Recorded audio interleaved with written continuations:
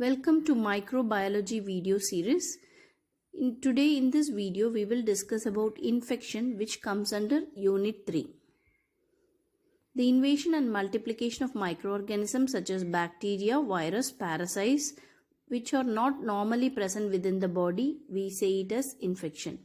This may cause symptoms, sometimes it may cause no symptoms. What is the definition of infection? Invasion of disease-causing microorganism, their multiplication and reaction of human body towards those organisms is called infection. So what is infection? It includes three things. One is invasion of a disease-causing microorganism. There are organisms which are present in our body which may not cause disease. They are called normal flora. But once the disease-causing microorganism comes, we say it as infection. Their multiplication and reaction of the human body towards that organism is called infection.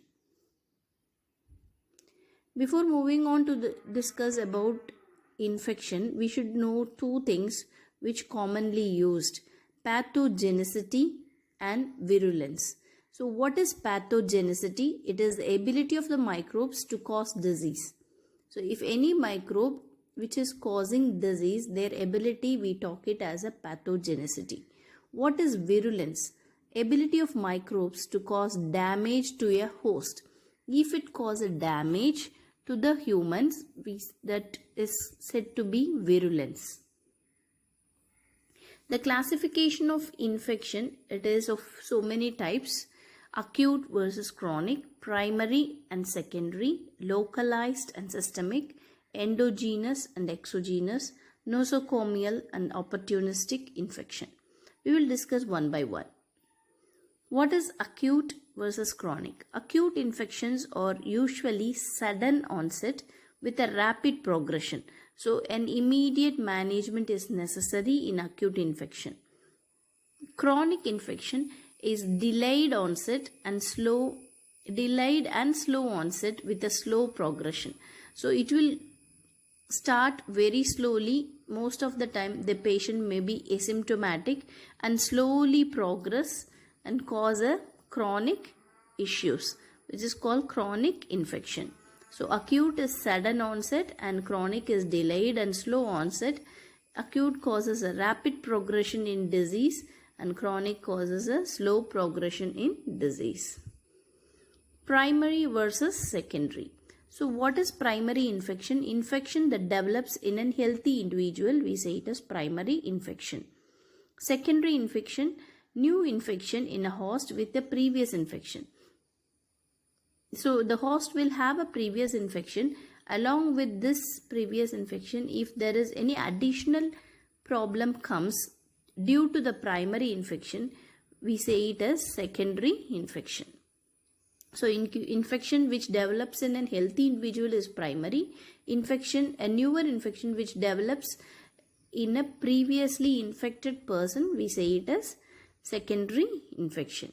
For example, a viral pneumonia patient will have a secondary bacterial infection, secondary bacterial throat infection. We say it as secondary infection. The next is localized versus systemic. It's very easy, understandable. Localized means it's restricted in a specific area of the body, maybe only in the hand or only in the arm or only in the finger. We say it as localized infection. Systemic infection, which is infection which happens in the blood and it spreads to the many parts of the body. Mostly the best example is septicemia. Infection which spreads through several parts of the body through the blood.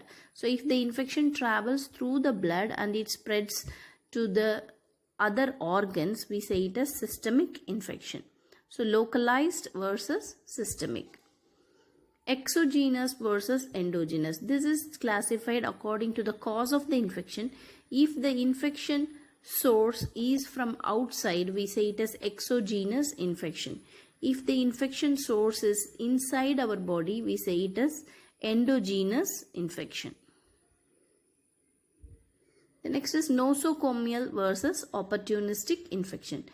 Any new infection which is caused to the patient when during the admission or after the admission of the patient in the hospital, which is called nosocomial infection. So this means the patient comes to the hospital without that infection, but after getting admitted here and treated here, the patient is getting some new infection from the hospital. We say it is nosocomial infection.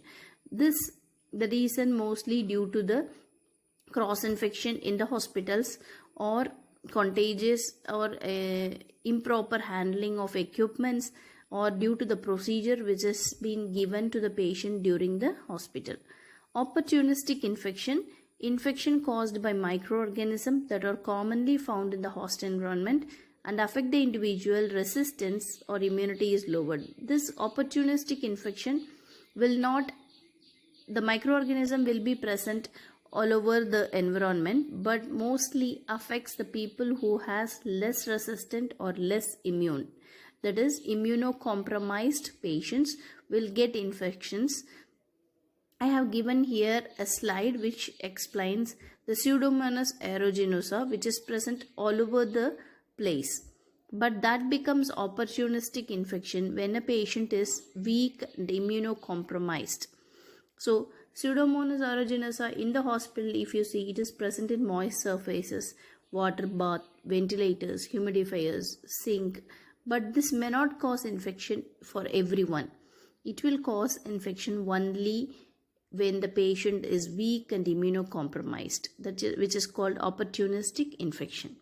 So this Pseudomonas aeruginosa will be present anywhere in the hospital, and if the equipments were not sterilized properly, if the hospital is management is not taking care of this organism properly, what happens? It will spread to the patient, causing nosocomial infection, which is a hospital acquired infection. The next is sources of infection. Where we get infection, there are different types of sources. That is, first and foremost one is humans. Humans are said to be carrier of infections. The humans can be a healthy carrier. For example, the patient or the person may not show symptoms, but they will carry the infection and give it to the others. Convalescent carrier, which means the patient shows signs and symptoms. For example, the flu, I will have a sneezing, coughing, everything, and I may give it to other also. That is convalescent carrier. During the disease process, the patient or the person is giving infection to others. That is convalescent carrier. Temporary carrier and chronic carrier. Some of the organisms, so for temporarily the person may have it, or in some person it may chronic, it present for a longer duration. We say it as chronic carrier, like 6 months, more than 6 months. If the person is having the carrier ability of any organism, we say it as chronic carrier.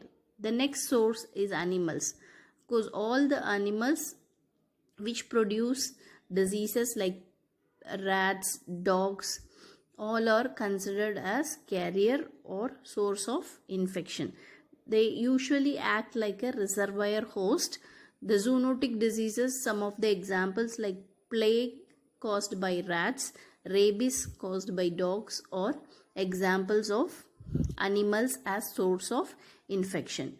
And you can say that nowadays what the COVID-19 coronavirus was also a animal reservoir host. The next is insects. Lot of insects cause diseases like malaria caused by mosquito, and housefly, which is a common one which spreads infection in and around the places, which are called arthropod diseases or vector-borne diseases, where the source of infection is from the insects. Soils usually contains lot of microorganisms and spores. We discussed spores in the previous video. What is bacterial spores? Which is inactive form of bacteria present in the soil, which gets activated when the circumstances comes. So this happens. Soil is a best source of infection, but if it is contaminated or poor hygiene, leads to a infection. Food and water, of course, all the food and water, if it is contaminated, becomes a source of infection. Ingestion of any contaminated food or water may leads to infection. So the sources of infection includes humans, animals, insects, soil, food and water. Before move on to the infection, we will just see what is chain of infection. So this chain of infection includes these things. So how the infection is transmitted and it is circulated in and around, we say it in a chain.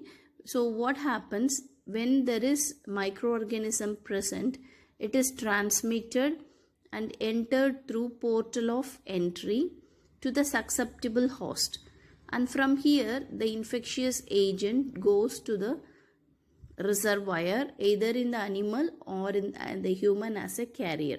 And once the portal of exit happens, like sneezing or touching, what happens, the portal of exit happens and this microorganisms are transmitted again to another human. This happens in a chain form, so we say it as chain of infection. We'll see in detail here. So the susceptible host here is people with chronic disease, immunocompromised, very young or elderly.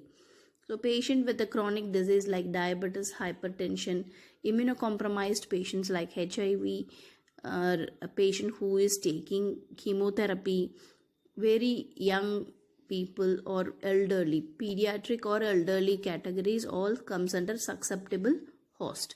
So the infectious agents are nothing but bacteria, virus, fungi, protozoa and parasite. What is the reservoir? Usually the organisms are in either in people, equipment, water, animals or even insects. So that is reservoir of the organisms. What is portal of entry? So the entry from the reservoir to the host happens through portal of entry like respiratory tract, GI tract, mucous membrane or skin, which are mostly contaminated or if with any cut or injury. We say it as portal of entry. So if there is any chance of portal of entry, the organisms enter into the susceptible host. The next is portal of exit. How the carrier or the reservoir exit the microorganisms out is through excretions, secretions and droplets. And the mode of transmission between portal of exit and portal of entry is contact, droplet, airborne and vector-borne. So this is how the chain of infection happens. So the chain of infection is from the infectious agent through the reservoir, and when there is a chance for portal of exit, it is transmitted to through the portal of entry to the susceptible host. We say it as chain of infection. Now we will move on to methods of transmission. How the organisms are transmitted from one person to other person. There are 2 C's and 4 I's you should remember when we talk about method of transmission. What are all the C's are contact and congenital, and the I's are inhalation, ingestion, inoculation and iatrogenic. So these are all the 6 source of or methods of transmission. So what is contact? That is from the contact one individual to other individual. So it can be a direct contact or indirect contact through fomites. Fomites are the articles or supplies which is touched by one person and handled by the other person. We say it as contact. Congenital, from one generation to another generation, that is through hereditary, that is congenital. Inhalation, through inhalation of respiratory tract. Mostly it happens through droplets or airborne. So if the size of the droplet is smaller than 1 to 10 micro, then we say it is droplet, and if it is bigger we say it as droplet, and smaller we say it as airborne. Ingestion of any contaminated food, water, or materials will cause infection. We say it as ingestion of any contaminated items. Inoculation, it can be just direct introduced into the skin. Mostly it can be through the any procedure or invasive techniques like injections or any other procedure. We say it as inoculation. Or even mosquito bites, insects inoculate the microorganism to the person. We say it as inoculation. The next is iatrogenic. Iatrogenic is nothing but the cause due to the hospitals. Any procedures or any circumstances where the hospital introduce any infection to the person, we say it as iatrogenic. So these are all the method of transmission from portal of exit, from the reservoir to the susceptible host. So what are all they? Contact can be direct or indirect. Congenital, from one generation to another. Inhalation through respiratory tract, that is can be droplet or airborne. Ingestion through contaminated materials. Inoculation, it can be due to the insect bites or animal bites. Iatrogenic, that is the cause due to hospitalization. What are all the types of infectious diseases? There are three main types of infectious diseases. One is epidemic, endemic, and pandemic. We will see what is it. Endemic is a disease or infection that are constantly present in particular area. It is present in that area and it will present throughout the year. We say it is endemic. Typhoid fever in most of the places in India, we say it is endemic. Epidemic, disease or infection that spreads rapidly involving many people in an area at the same time. So in an area, sudden explosion of any disease happens which is spreading rapidly, we say it as epidemic. So the recent epidemic is black fungus, which is mucormycosis, which is very popular now in certain area. It exploded.